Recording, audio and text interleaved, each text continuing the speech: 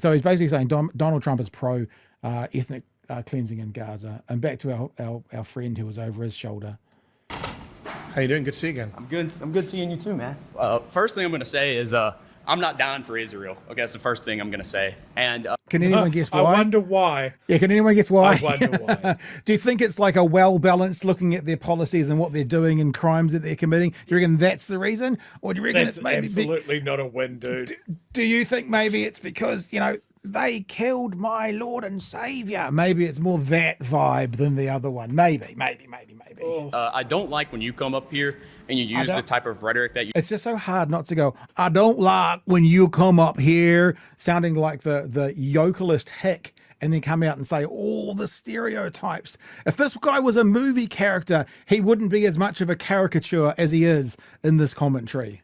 You talk like all these like left-wing positions, and then you go to the last part, which is I don't support ethnic cleansing in Palestine. I think you're doing a huge disservice to pro-Palestinians when you start allying yourself with all these progressives. I don't think it looks good because you have all these conservatives in here who oppose war, they oppose intervention in the same tradition of Pat Buchanan and all the greats that came before him. Not Donald Trump, though, sadly.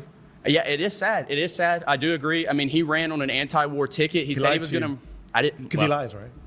Are you gonna let me talk, or you just want to? Yeah, true. So, I mean, yeah, you keep going back to Trump. I don't think this is part of his plan. I think this is a plan of... I like how he says you keep going back to Trump in a section that they're talking about Trump agreeing with ethnic cleansing. You keep going back to Trump. That's the segment that you're literally doing. Lobbyists.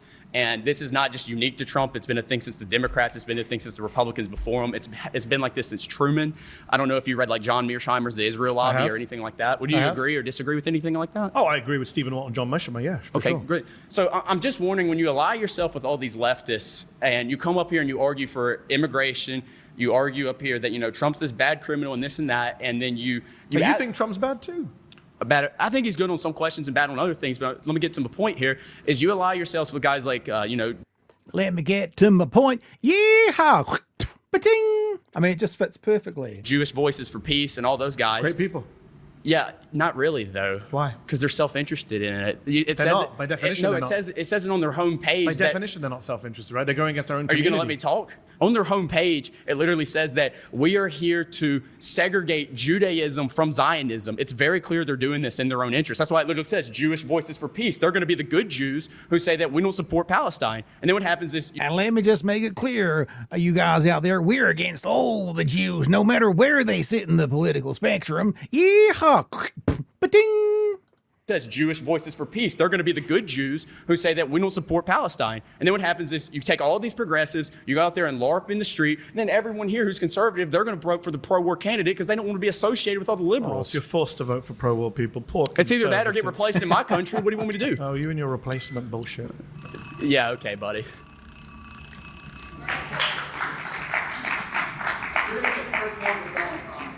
Oh, wow. That's 3 people so far.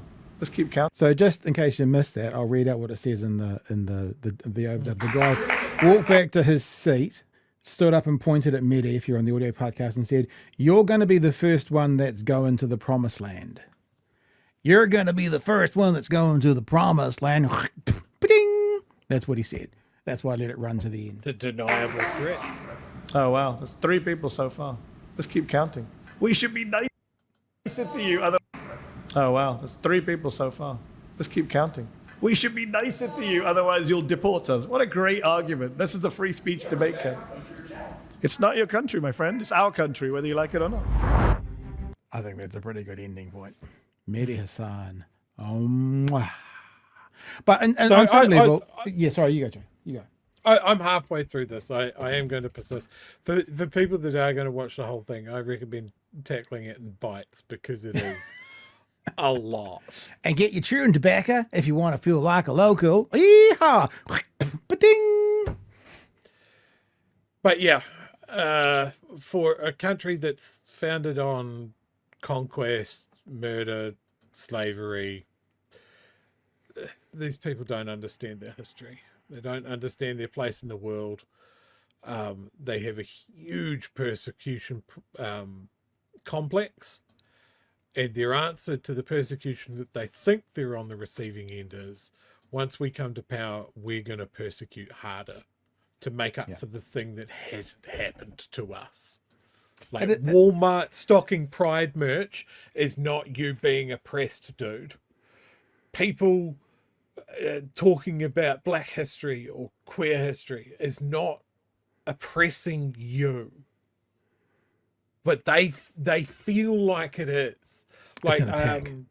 I forget the actual percentages, but I remember seeing this mentioned that for a group, whether it's an ethnic group or like in a class system, the top class, when there is an adjustment or a rebalancing, the percentage of change before the dominant group feel like they're being oppressed is tiny. Whereas for those groups that are oppressed, what they live under is something that top group could not endure. And it's always, they tell on themselves. Yeah. Every accusation is an admission. Exactly. They think the other group is going to do to them what they want to do to that group. It is phenomenal, and it was in the air for this Jubilee shit show.